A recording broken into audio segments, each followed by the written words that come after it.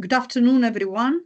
My name is Chiara Del Prete. I'm the chairwoman of the EFRAG Sustainability Reporting Technical Expert Group, and I will lead you through the key updates in technical activities at EFRAG in the month of June 2025.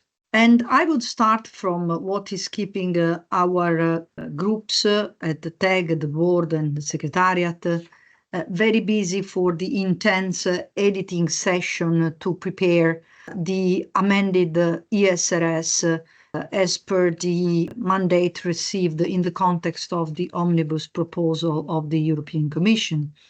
And it is worth noting that on the 1st of July, EFRAG received a letter where we were communicated the extension of 1 month for the deadline from October to November.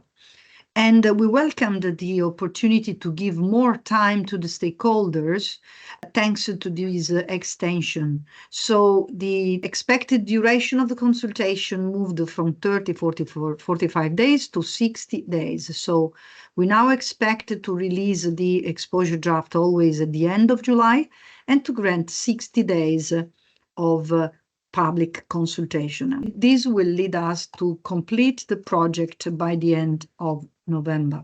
Always continuing on the ESRS simplification, on the 20th of June, the Sustainability Reporting Board released a progress report, which was sent to the European Commission, illustrating the work done so far, the key levels of simplification that are being implemented in the amendments, and the next steps. Moving to the ecosystem of VSME, the Voluntary Standard that EFRAG released in December 2024.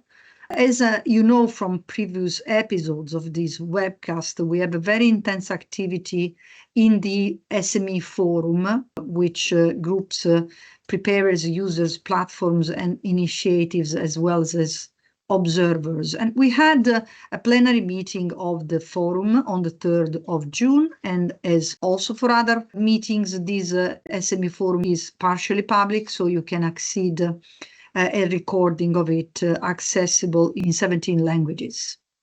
We are also working on the support guidelines for the narrative disclosure of the voluntary standard for SMEs. And please remind that these activities are all to support companies with less than 250 employees, reflecting the mandate that EFRAG received to prepare this voluntary standard for them. So the consultation on the first 3 support guidelines for narrative information, description of practices and initiative for transitioning toward a more sustainable economy, reduction targets and climate transition, and the severe human rights incidents were released for internal consultation on the 17th of June. This consultation is targeted to all the associations that are represented in our forum and also in the EFRAG community. The ultimate goal here is to issue the guidance in their final form during the autumn. In addition, always talking about the voluntary standard, we have started an activity of mapping with ISO standards to facilitate the implementation. Lastly, on the 23rd of June, following the release in May of the XBRL Excel digital template, we made available on the 23rd of June videos showing the use of the template and the Excel XBRL converter. And also this video is accessible on our website, translated in these 17 languages, thanks to an artificial intelligence feature.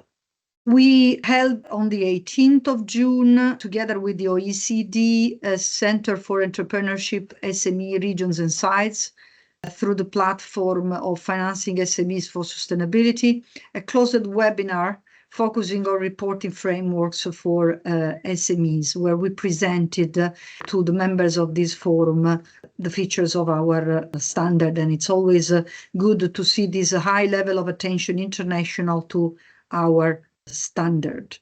It is also continuing the work of mapping the existing initiatives, tools, and platforms for SME sustainability reporting, following a call for public expression of interest in February.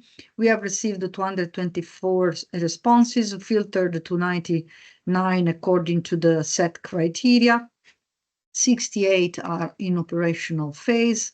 And now we are assessing the results of the self-assessment with the objective of issuing a report after the summer.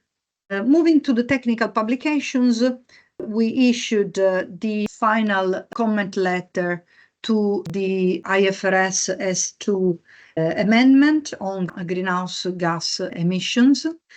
In the final comment letter, EFRAG agrees with the proposals of the ISSB, but suggests for the insured emissions to include an explicit time limit provision for the review of the option to meet the insured emissions, such as in the next 5 years, because we observe a certain level of dynamic in the market, and we think it's more appropriate to have a systematic approach to monitor when these disclosures are going to be sufficiently mature to become mandatory requirement.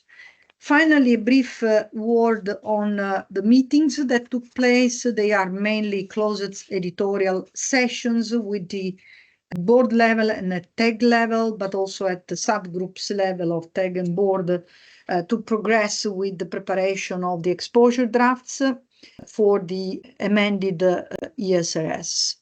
And with this, I would conclude just saying stay tuned, because in July there is a lot happening.